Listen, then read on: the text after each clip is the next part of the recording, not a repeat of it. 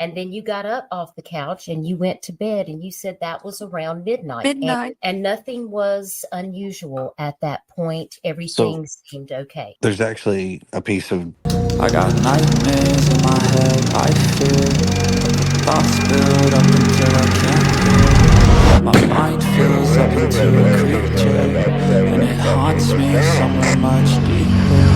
I got nightmares in my head, I fear the thoughts build up until I can't hear. That my mind fills up into a creature, and it haunts me somewhere much deeper. Hello and a warm welcome to True Crime Rocket Science, the most authentic voice in true crime. Did you know that although 15-year-old Sebastian Rogers wasn't allowed to be on social media or do any online gaming with the Proudfoots, he was allowed to do both with his real dad, his biological dad, Seth Rogers. In this one area, one can imagine the little boy feeling very frustrated by what he wasn't allowed to do when he was home, especially going into late Sunday night on a weekend away from his biological father. We must also consider the very last thing that apparently happened before he disappeared. His mom was on the phone for 2 hours, starting at his bedtime. We also know when she heard something in his room, a thud, suggesting he wasn't asleep, she didn't get up to check. It's also interesting that Katie said Sebastian answered her from behind the closed door, but we've never heard what his precise last words to her were. Before we get to the rest of this analysis, if you haven't subscribed to the channel, please do.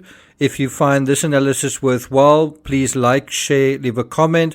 Bear in mind there's also a long playlist dealing with the Summer Wells case with 115 videos.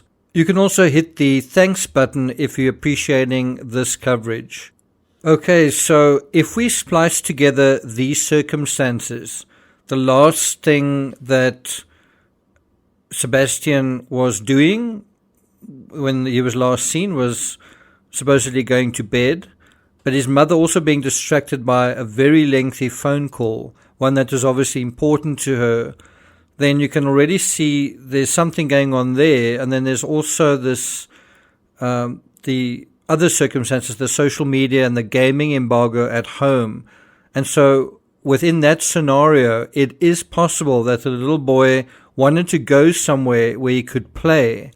And this also raises the likelihood not only that he could have wandered off, but that he may have run away. Now, if he did leave the house at night, he could easily have gotten lost, wandered into trouble, such as towards any of the large water sources in the area. And there you have a scenario where it's not really necessarily anyone's fault. That's kind of an innocent accident case scenario. Also, I have my doubts that if Sebastian never wandered off, that means he would never wander off. The thing is, he was a young boy, he was growing up, he was changing, and so people through the course of their lives do things differently as they get older, things that they might not have done previously. Again, look at the stage he was at in his life. His interests were likely changing, narrowing, and becoming more intense. He was probably having and wanting to have new experiences. Despite his limitations, underneath those glasses, he was a boy becoming a young man. He was changing. And part of what happens to small boys is they start to become more adventurous. They start to test themselves in the world. They start to become curious and feel more strongly about what they want. So it's possible the first time he did this is this time, and that's how he got himself into trouble. When we apply critical thinking, however, there are a few problems with this idea. Firstly, out of all the times this could happen, it seems unlikely a child would wander off late at night. Also, Sebastian's phone was left at home. Sebastian's Nintendo Switch left at home. No shoes were missing. Nothing besides Sebastian appears to be missing. Now, I don't really know exactly how sophisticated he was, but one would imagine if he meant to go somewhere that he would know to pack something or to take something with him. We have to be careful applying logic to this case or any case because people don't always think or behave logically. They do often behave emotionally and that opens the door to another darker possibility.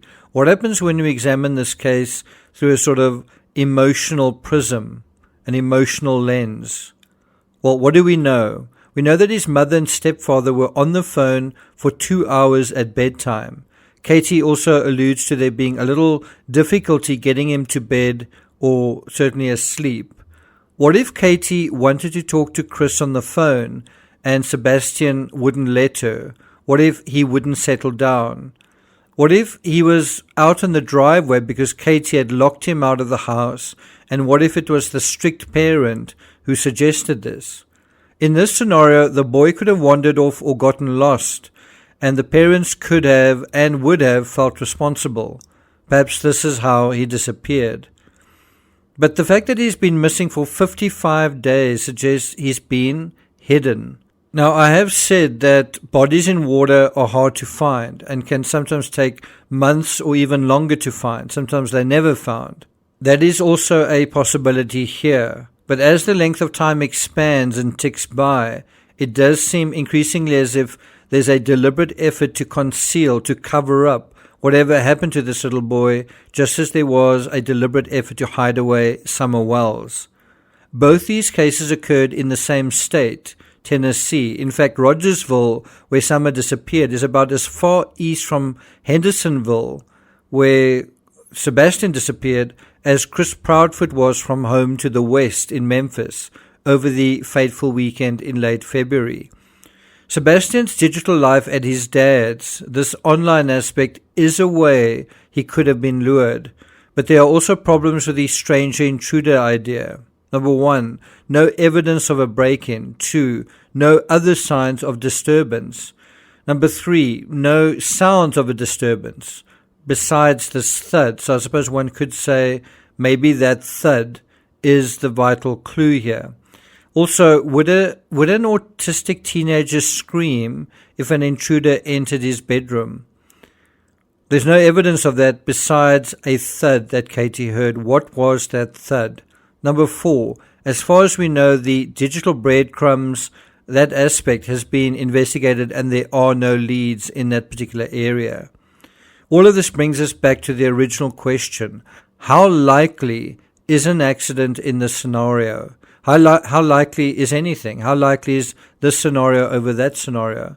Drowning is somewhat likely, especially with someone with autism, but the running away aspect isn't. The statistics, unfortunately, take us into another direction, and we dealt with that in my first analysis.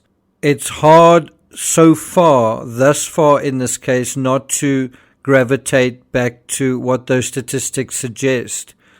Is Sebastian Rogers Tennessee's next Summer Wells? In the next analysis, we'll juxtapose the two cases and see how they are the same and how they aren't the same. Thank you for listening, and I'll see you guys next time.